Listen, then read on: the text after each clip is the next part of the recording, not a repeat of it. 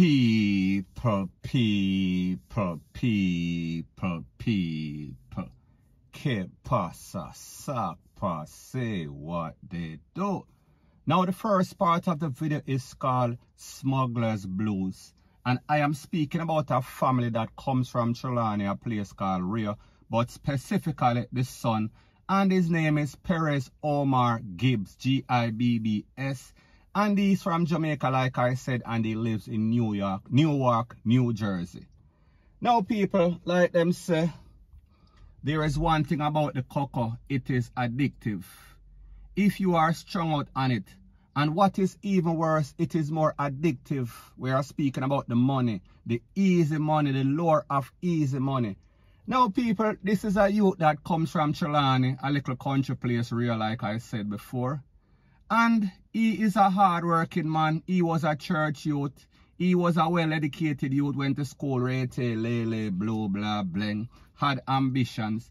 And he look at work on the ship. Now, you know that was a big thing for anybody in a Jamaica to get a work on the ship. Now, people, when you talk about ship work, it is very hard, it is very tedious, it is very long. So it is not a prestigious job. However, people, it was the perks that basically drew everybody there. We are speaking about the perks of smuggling, going to different countries, first world countries, England, America, Canada, rete, lele, blue, blah, bling, and basically smuggling for some big money. So therefore, the point that I am trying to make is that the money, the pay was not big. However, the perks, however, the smuggling money, it was very big. So therefore, basically lured a lot of persons, especially people from Portland. And if you come from Portland and if you understand the game, you know that I am telling the truth. Now, people, fast forward 2021 on January, we are speaking about the other day.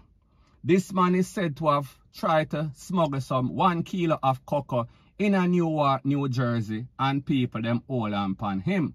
Now, people, what is even worse is that based on information, credible information that I have, it is that he came to Jamaica in December of 2020.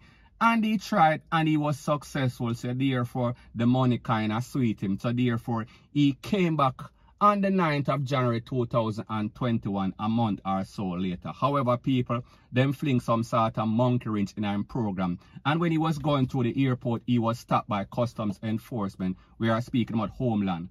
And people, when them searched, he had 2 bags of coffee and he also had some sort of picture frame. And people, all of the cocoa was inside those items.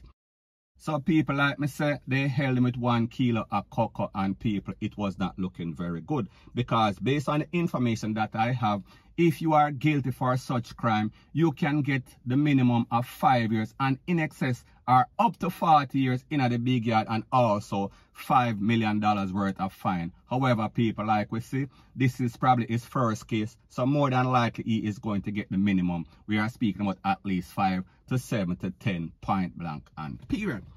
Now, people, when we think about this thing, it is also said that this youth was just building a house in Jamaica, or he had just completed building a house in Jamaica, and him have a newborn. So therefore, him have some sort of baby mother, expected wife, whatever you want to call it. So people, those persons are going to have to survive without him for at least the next 5 to 7 years. And the house that he was building, people, I don't know what is going to happen when him do him time and come back out. Hopefully, he has somebody that can be responsible and basically take care of it. Now, people, why I say that this family is a family of criminals. When it comes to his father is now in the big yard. We are speaking about for the slap away of 2 ladies that basically take away some drugs for him. So therefore, he is doing life. Now, as it pertains to his brother, there was a shooting incident in a place called Orlando in January of 2020, and people, his 2 brothers got caught up. So people, I am only showing you the history of this family. They came from humble beginning, and them get an opportunity to go to America. However, any and everybody in the family was lured by the easy money, the smuggler's blues. So people, you see where it ended up. Everybody is either them end up in the big yard, or them end up down at the dead house. Now, people, when we think about a case like this, especially in 2021, And you think that persons are still using the old conventional way of smuggling drugs, especially in America, where they have the latest technology. Them have all sorts of dogs that can sniff any little thing from about 10 miles away. People, why would persons even take that chance? And people, it is called desperation. It is called trying to keep up with the Jones. It is called because of the hype, because of the luxurious lifestyle that you basically try to live, because you are living above your means. And people like me say, I don't know this person's lifestyle, I am just speaking in general, but I know that once he gets a taste of that high life, once he gets a taste of that champagne and the cargo wearing and the big car driving, people, they are not going to want to go back to any sort of normal life. So people, we are speaking about an addiction. Now, when we also think of the fact that in 2021, these persons are still using the old conventional way of smuggling, people, unless you have some sort of link, unless you are some sort of drug czar, you are not going to basically come through America with any sort of drugs.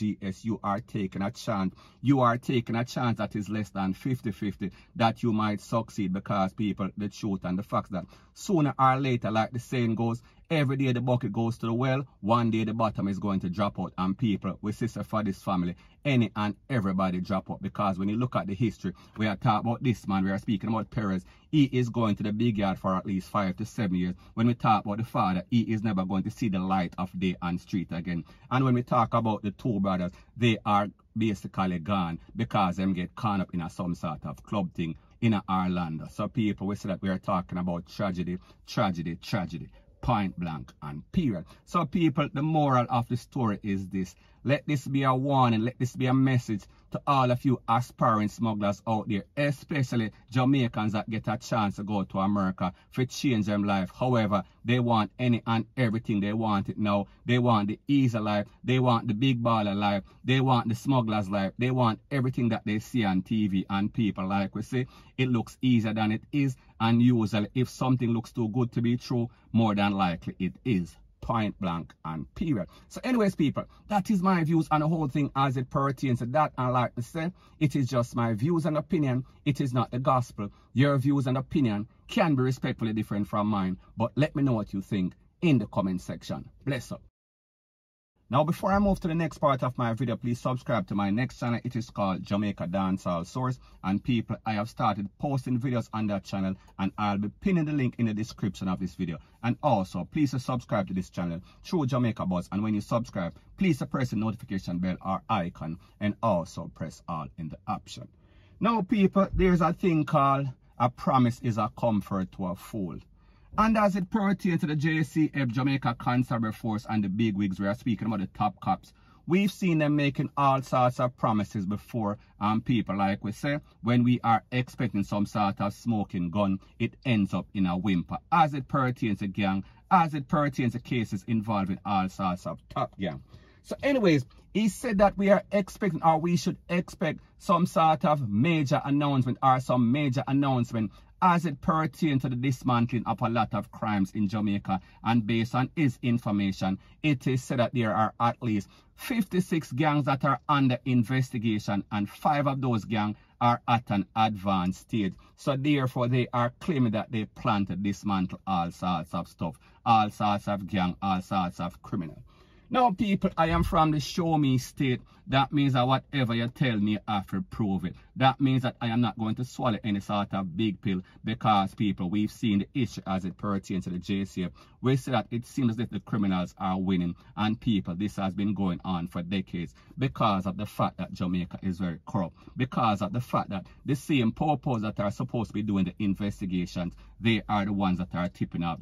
So people, the moral of the story is this. I am not going to say that the PoPO is not putting in some work, and especially this PoPO, he is very competent. However, what we do know about the PoPO in Jamaica, there's a whole bunch of corruption. So unless there is some sort of revamp of the PoPO force, people, we can just expect all sorts of promise. We can just expect to see the crime situation in Jamaica basically stay the same or even get worse. Point blank and period. So anyways, people, like I said, it is just my views and opinion. It is not the gospel. Your views and opinion can be respectfully different from mine. But let me know what you think in the comment section. Bless up.